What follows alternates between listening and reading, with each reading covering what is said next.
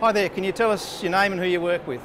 Sure, I'm Katherine Hayes and I am the Director and Owner of Tip & Co Insurance Services. And where are you based, Katherine? In Canberra. Very good. How long have you been Director of that? We started the business in early 2014, so just over 3 years now. Okay, and what were you doing before then?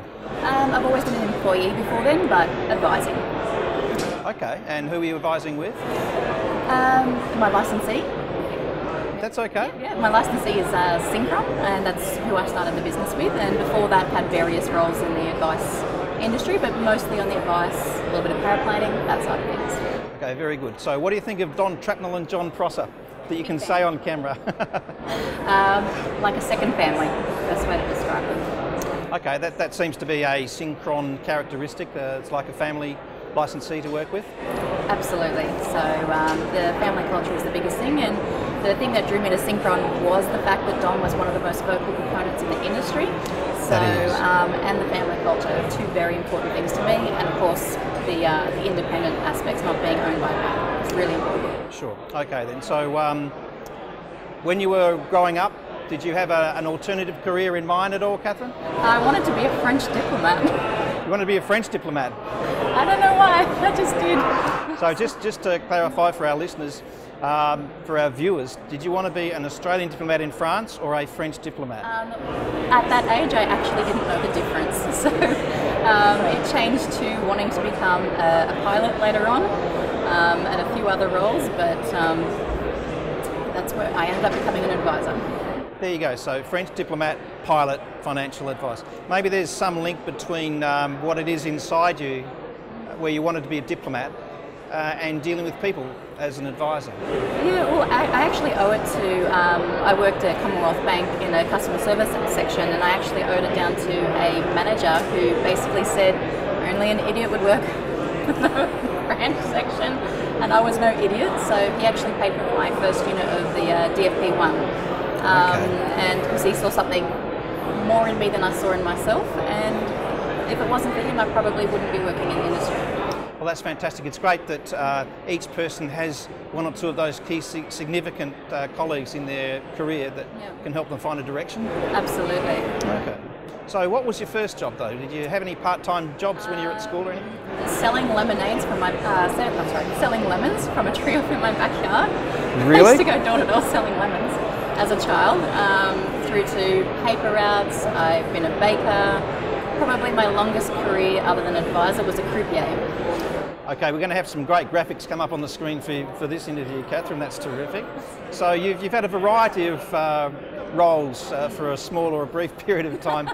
just for our viewers, a dragonfly has flown past Katherine's face, and we apologise in advance. So you've had a lot of roles. Yeah. How long do you think you've found your niche now? What you're doing? Absolutely. So I'm classify myself as a risk specialist, and I've been passionate about that for about almost 10 years now. So. Okay, very good. And what is it about life insurance or being an advisor where you found your passion? For me, it was the circumstances that I found myself in at the time. So I had 3 people very close to me. None of them with insurance, or at least the ones that did, it was just a small amount of default insurance. So my husband was running a fun run, and my husband's friend dropped dead 10 metres from the finish line, and I was standing with his wife and their young child when it happened, and I knew that I could have made a difference by talking to him about things like insurance, but I felt like it was too salesy. So I carried a lot of guilt from that, and then in the following 6 months had someone close to me diagnosed with breast cancer, and somebody else who suffered a stroke. The oldest person out of these 3 was 32. That's a tragic but powerful lesson to learn, I suppose. Yeah, so I basically focused on that for the next 12 months. That was my aim, and I just never stopped. Okay, now moving on to what you're doing at the moment. You mentioned DFP, you started a DFP course. In terms of qualifications for the sector, what qualifications do you have, and will you need to do more studies in the future as an advisor? I'm still trying to work out. So I've got my graduate diploma. I was going for my master's, but it didn't feel like there was anything that related to me as a risk advisor. So I pulled out a few units short. But that's what I'm still trying to work out, where I stand with the education requirements in terms of in that. So. Sure. Okay, well, good luck with that as you continue your journey. Are there key issues for you, say you running your business, yourself Yes. and your business? What are they? For me, I'm fortunate to have a steady stream of referrals, so that's great. But for me, the biggest issue for me more than anything else is just making that transition from being an employee advisor so long to the skills in running a business and growing that side. So that's been the biggest challenge for me. We started the business on hybrid commissions, so Lift hasn't really posed much in the way of challenges for us. Okay. So we're quite fortunate. Very good. So looking forward, it's a question we ask a lot of our Life Moments colleagues. Do you have a bucket list when you're not at work? I have a really big bucket list. Would you care to share?